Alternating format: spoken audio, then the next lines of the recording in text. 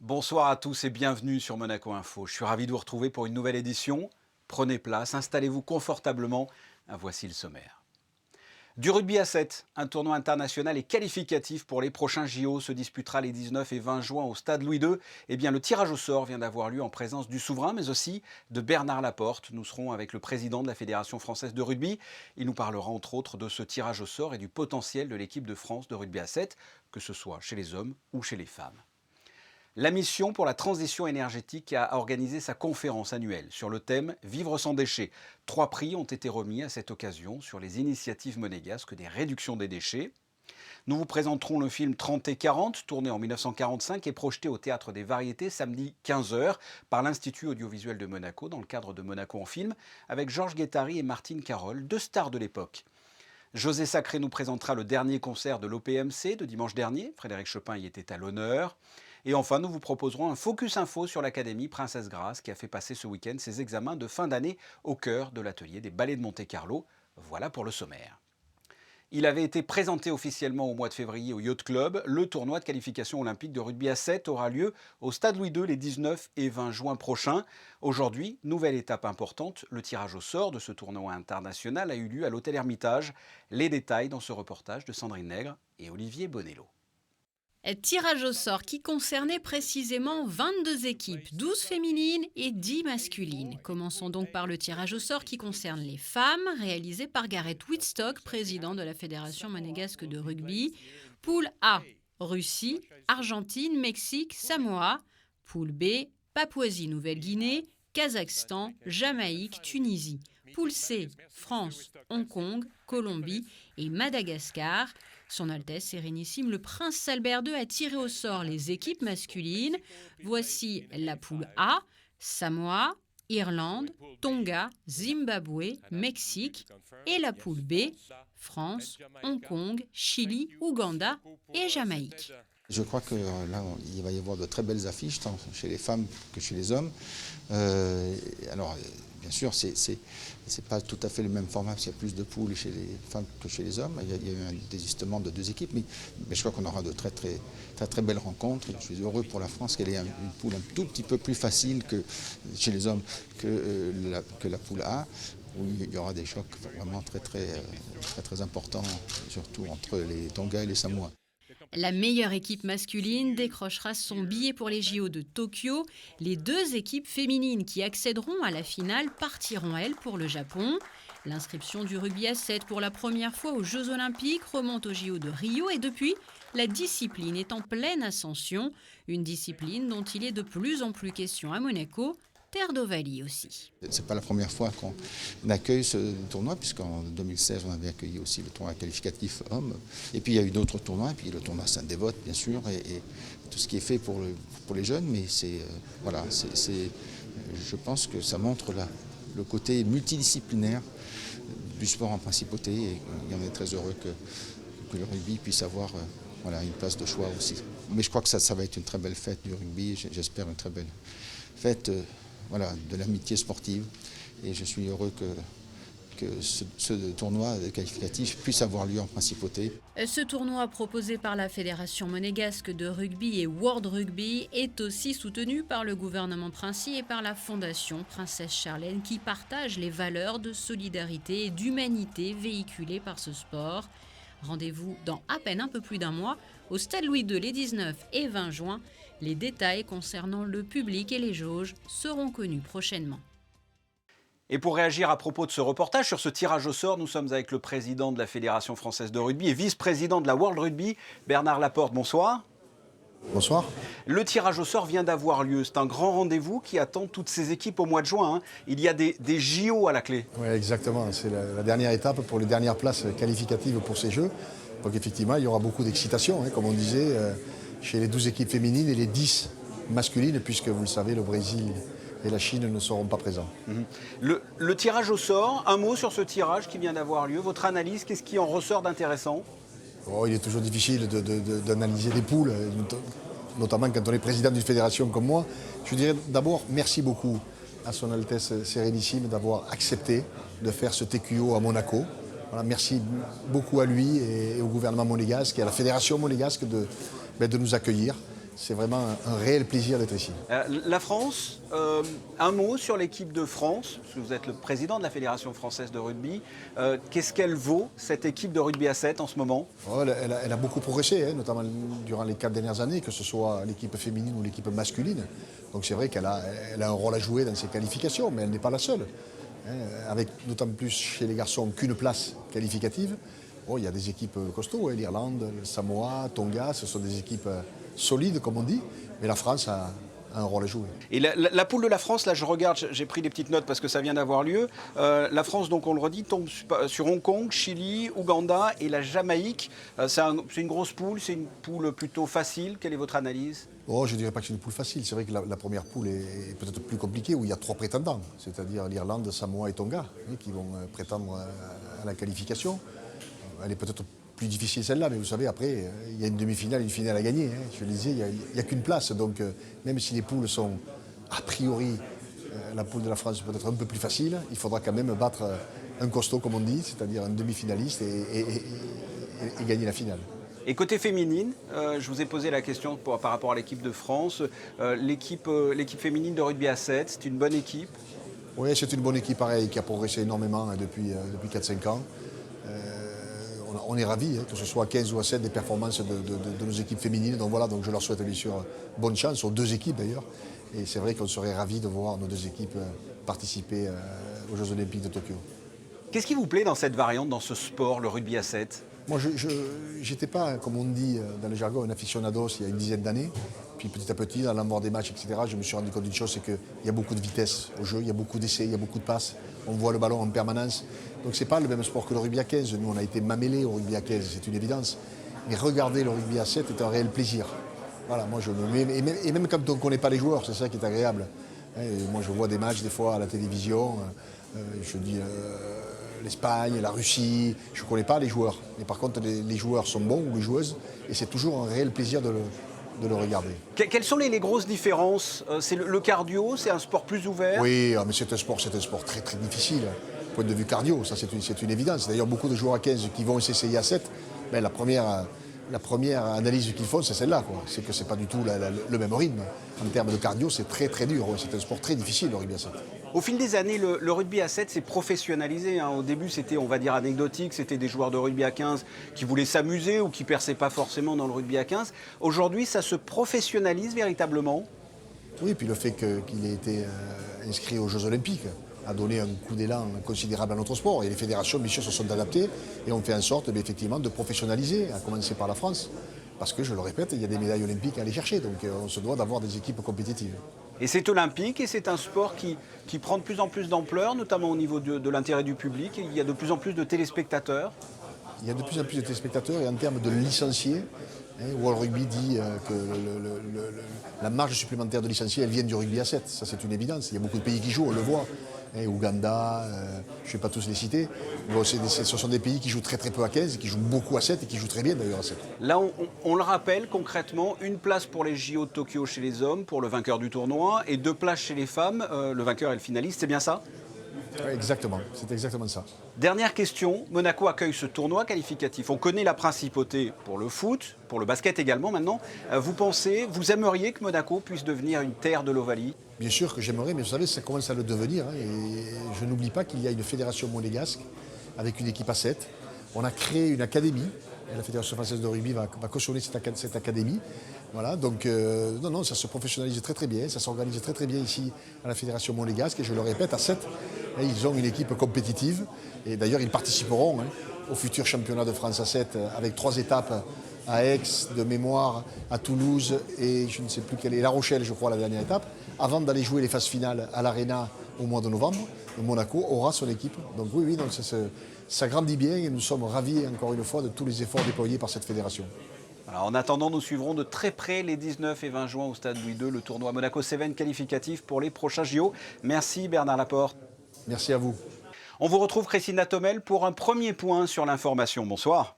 Peace and Sport inaugure le programme international Peacemaker Project, forte de son expertise dans le domaine de la paix par le sport et du succès de la numérisation de sa méthodologie à travers l'application mobile Peace and Sport by My Coach.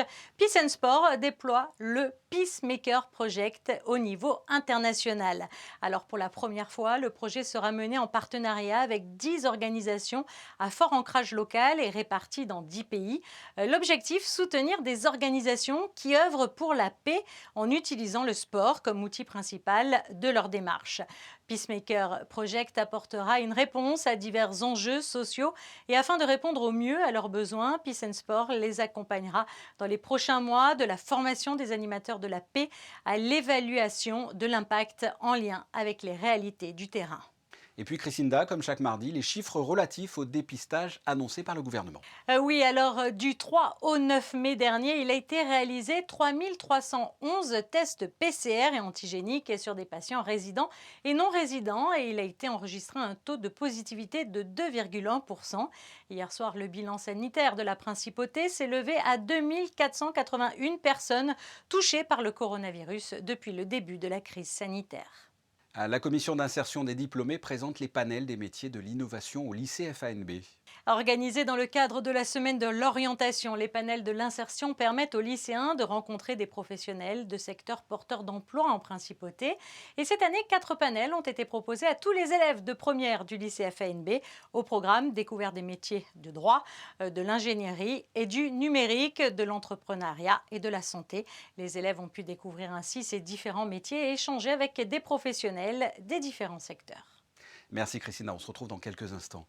Ce lundi a eu lieu la conférence annuelle de la transition énergétique sur le thème « Vivre sans déchets ». L'occasion de faire un point d'étape et de remettre 3 prix initiés par la MTE. Reportage de Juliette Rappert. Retransmis sous format 100% digital, cet événement avait pour but de mettre en avant certaines initiatives nationales et internationales de la réduction des déchets. Tout simplement parce que les déchets sont vraiment au cœur de notre transition énergétique. Ils émettent 1/3 de nos émissions de CO2. Donc clairement, il faut qu'on arrive tous ensemble à réduire ces déchets à la source, à trouver des alternatives, à aller vers un zéro déchet, un vivre sans déchets. Donc on a pensé que valoriser des initiatives dont on estime en plus qu'elles peuvent être reproductibles, évidemment, ça participe à une dynamique favorable et donc moins émettrice en émissions de gaz à effet de serre. La conférence a débuté par un bilan de la transition énergétique de la Principauté réalisé par le conseiller de gouvernement Marie-Pierre Gramalia, puis par la remise de prix par son Altesse Sérénissime, le Prince Souverain, des 3 projets ayant reçu le plus de voix lors du vote de la meilleure initiative monégasque de réduction des déchets. Des initiatives connues, mais aussi parfois originales, comme celle du Salon Odyssée. Ça fait de longues années qu'on s'est engagé sur le chemin de réduire nos déchets et de faire le plus possible pour avoir un engagement écologique fort. On avait 2 usages des cheveux, ceux qui sont courts, c'était la poubelle, ceux qui étaient longs, on en faisait dans des associations qui faisaient des perruques pour les personnes malades. Mais c'est vrai que là, ça nous permet de réduire presque à néant nos déchets. Le CHPG, représenté par le docteur Laure Bonnet, le Grimaldi Forum, représenté par Sylvie Biancheri, et Roland Mouflard du Salon Odyssée, ont donc reçu un trophée en forme d'olivier réalisé à base de métaux recyclés de l'artiste Joël Rebière. 30 et 40, c'est le nom d'un jeu au casino, mais c'est également le titre d'un film en noir et blanc des années 40 avec la Principauté en décor. Et c'est de ce film dont nous allons parler avec Vincent Vatrican de l'Institut audiovisuel. Vincent Vatrican, bonsoir. Bonsoir Fabien. Aujourd'hui, nous allons parler d'un film assez ancien, 1945, de 30 et 40. C'est le titre du film. C'est réalisé par Gilles Grangier. De quoi parle tout simplement 30 et 40 ? Alors, le film a été sélectionné dans le label Monaco en film. Donc, on devine que le film a un lien avec Monaco. Le film est une production montée sur 2 acteurs qui sont alors très connus, à la fois Georges Guettari pour l'opérette et Martine Carole qui a eu aussi déjà de grands rôles au cinéma. Une star dans les années 50. Ouais. Voilà, et qui deviendra vraiment une grande star dans les années 50 et qui, pour l'anecdote, a tourné jusqu'au début des années 60 et est décédé à Monte-Carlo. À l'Hôtel de Paris. Absolument. Et d'ailleurs, pour la petite histoire, Georges Guettari et Martine Carole sont enterrés dans le même cimetière, à Cannes. Absolument. Qu'est-ce qui vous a donné envie, vous, de projeter ce film ? Alors, c'est une vraie rareté. Ouais. Là aussi, on a eu beaucoup de difficultés à trouver une copie. C'est un film en costume qui se déroule sous la Troisième République. Le scénario n'a ni queue ni tête, n'a pas vraiment d'intérêt, si ce n'est évidemment de valoriser Georges Guettari, qui évidemment poussera la chansonnette dans le film, et qui tombe amoureux de Martine Carole. Et son père, le père de Martine Carole, qui est joué par Allerme, grande figure du cinéma français des années 40 et 50, et personnalité un peu acariâtre, et décide d'éloigner sa fille de ce bellâtre et de l'emmener à Monte-Carlo. Et du coup, à Monte-Carlo, on voit des scènes et des extérieurs de Monaco qui sont rarement filmés, notamment toute une séquence qui est tournée dans le quartier des Bas-Moulins, future plage du Larvoto. Et ce sont évidemment, pour les gens d'ici, des images tout à fait étonnantes.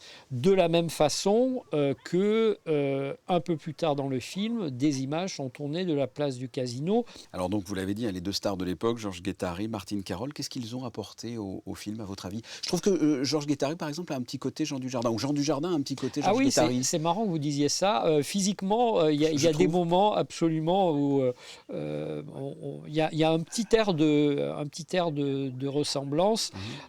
C'est un film qui est clairement fondé sur eux, sur leurs prestations. Le moindre éclairage est travaillé pour donner le meilleur profil d'eux. Enfin, tout va pour en faire les véritables vedettes du film. Et 30 et 40, je me suis posé la question, pourquoi ce titre ? C'est un jeu. D'accord. C'est un jeu casino. Vous voyez que je joue beaucoup. Voilà. Moi, pas du tout, puisque je rappelle que j'y suis interdit de casino. Mais oui, 30 et 40 fait évidemment lien avec un jeu de table. Et effectivement, il y a des scènes de casino dans le film. Voilà, allez voir donc 30 et 40 et on pourra avoir de belles images de Monaco et de Monte-Carlo. Merci Vincent Vatrican. Merci Fabien. Rien ne va plus. Et en plus, il est joueur, s'il vous plaît. Mais nous jouons tous, qu'est-ce que vous voulez qu'on fasse d'autre, et fini.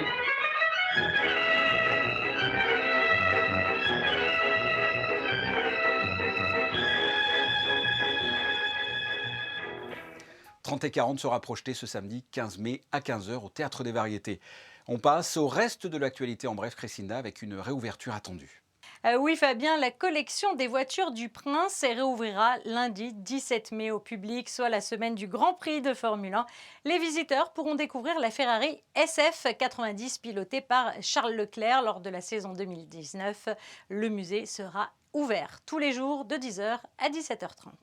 L'Hôtel des Ventes de Monte-Carlo organise une vente aux enchères ce mercredi. Oui, après une vente qui a déjà eu lieu au mois d'avril, l'Hôtel des Ventes de Monte-Carlo organise cette fois une autre vente majeure qui présente des pièces rares d'archéologie et des bijoux précolombiens comme un rarissime collier en coquille d'œuf d'autruche vieux de plus de 3000 ans. Une vente qui se tiendra demain à 14h30 au sein de l'Hôtel des Ventes et qui est au profit de la Croix-Rouge monégasque. Vous allez nous proposer des idées sorties pour les enfants. Eh bien, sachez que la bibliothèque Princesse Caroline propose ce mercredi à 14h un atelier animé sur le thème « Et si on bricolait ?» Un atelier ouvert aux enfants dès l'âge de 6 ans. Et puis sinon, le musée d'anthropologie, quant à lui, organise différents ateliers du lundi 17 mai au mercredi 19 mai pour tenter de soulager un peu les parents qui travaillent, les enfants étant en vacances exceptionnellement cette année. Des ateliers qui se tiendront de 10h à midi et eux aussi ouverts aux petits à partir de 6 ans. De la musique à présent, après le décès à l'automne dernier du maestro Alexander Vedernikov et l'impossibilité pour le pianiste Alexander Toradze de se rendre à Monaco, le public de l'auditorium Régnier 3 a découvert dimanche 9 mai deux jeunes et grands talents, le chef d'orchestre Stanislas Kochanowski et le pianiste cubain Jorge González Bouyazan qui a interprété le concert pour piano et orchestre numéro 1 de Frédéric Chopin. J'y suis arrivé. Reportage de José Sacré.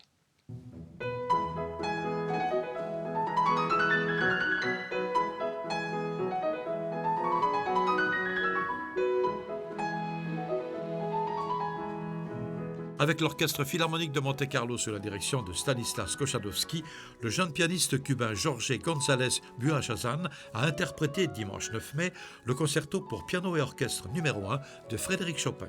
Quand j'étais petit, j'aurais pu imaginer que j'allais jouer avec orchestre à Monaco, quoi.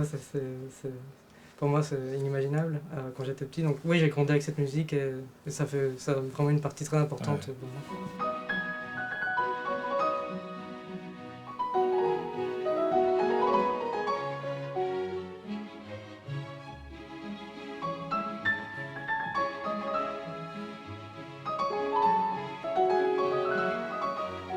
À Cuba, la musique est toujours aussi importante, la musique et la danse par exemple. Oui, on produit énormément de bons musiciens qui n'ont pas toujours la chance que j'ai eue de pouvoir étudier à l'étranger, de s'épanouir, d'évoluer. Moi j'ai eu beaucoup de chance en fait aussi. Donc j'ai beaucoup de camarades qui ont dû arrêter, qui n'ont pas pu en vivre finalement. Et c'est désastreux.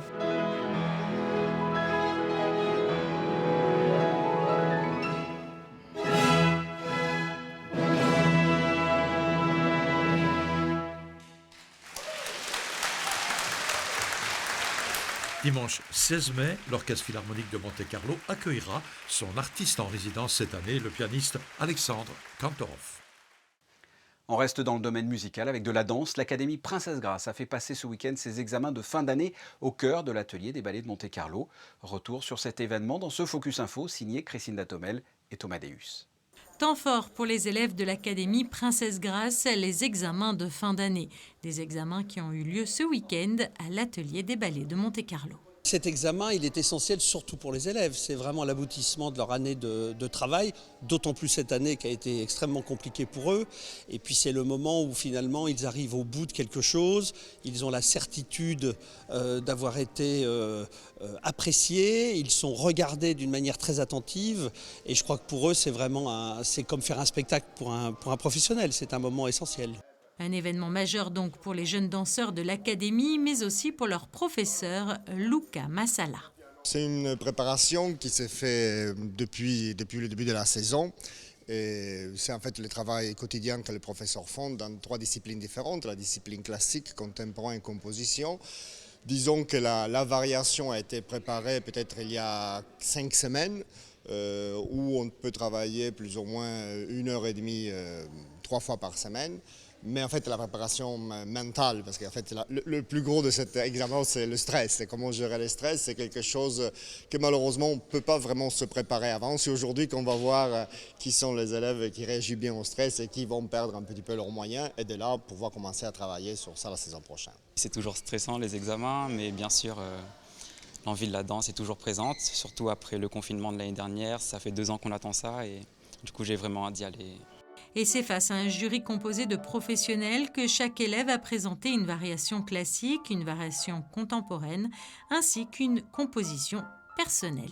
Le jury, il est essentiellement composé de gens qui sont autour de la structure, c'est-à-dire les professeurs de l'école, et puis évidemment des gens comme Berlis Kopitas, comme moi, comme les maîtres de ballet, qui eux ont un regard, je dirais, plus professionnel sur ce qu'un danseur ce qu'on peut attendre d'un danseur quand il sera dans une compagnie. Donc à la fois, c'est une liaison entre leur propre professeur à l'école et ce regard plus professionnel de ce que sera leur carrière par la suite. L'objectif, c'est de montrer vraiment ma joie pour la danse et de tout donner et d'oublier de montrer tout le travail qu'on a fait depuis des mois et vraiment de profiter du moment.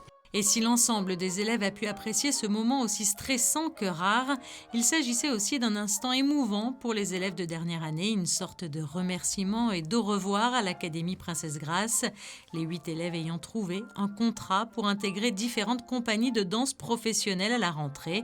Et parmi eux, une jeune danseuse prénommée Ashley qui vient de rejoindre les rangs des danseurs de la compagnie des ballets de Monte-Carlo, une compagnie que nous aurons le privilège de retrouver très prochainement et qui prépare d'ores et déjà sa rentrée. Les ballets, écoutez, je crois qu'on en est surtout dans une situation exceptionnelle parce que grâce au prince et au gouvernement princier, on a maintenu une activité, ce qui est vraiment unique au monde. Donc nous, on est reparti à 100%. On a eu la bonne nouvelle, on va faire le festival de Grenade en Espagne le 16 juin. On va faire nos spectacles au mois de juillet comme prévu. Et puis les perspectives sur la rentrée sont très positives avec des tournées qui devraient arriver assez rapidement. On sera au Théâtre de Nice aussi en début juillet. Donc nous, on a le sentiment quand même que les choses reprennent, mais évidemment, c'est très fragile. Les tournées à l'étranger sont très fragiles. On ne sait pas encore exactement quelles seront les conditions. On sait qu'on doit retourner par exemple en Chine, mais si on doit être 15 jours confinés avant et après, ça va être extrêmement délicat. Donc pour le moment, on se concentre essentiellement sur le maintien de l'activité ici et nos spectacles à Monaco. Mission accomplie donc pour Luca Massala qui, depuis 2009, a pour objectif que l'ensemble de ses élèves trouvent un contrat à la fin de leur formation et un bilan plutôt positif pour les ballets de Monte-Carlo qui envisagent une reprise tout en douceur et ce, malgré la crise sanitaire.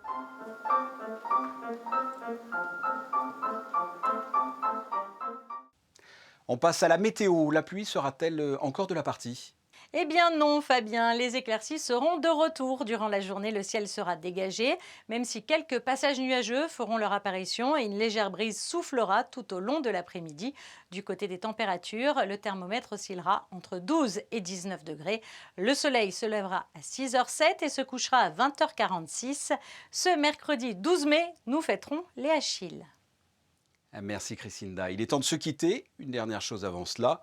Les photos du jour de Manuel Vitali, le making-of d'un tournage à Monaco Broadcast pour Monaco Info. Une émission consacrée au basket et le titre de champion d'Europe pour la Roca Team. C'est ce qu'on appelle ramener la coupe à la maison. Émilie Rousseau et Frédéric Elion reviendront sur cette épopée avec les joueurs et le staff de l'AS Monaco Basket.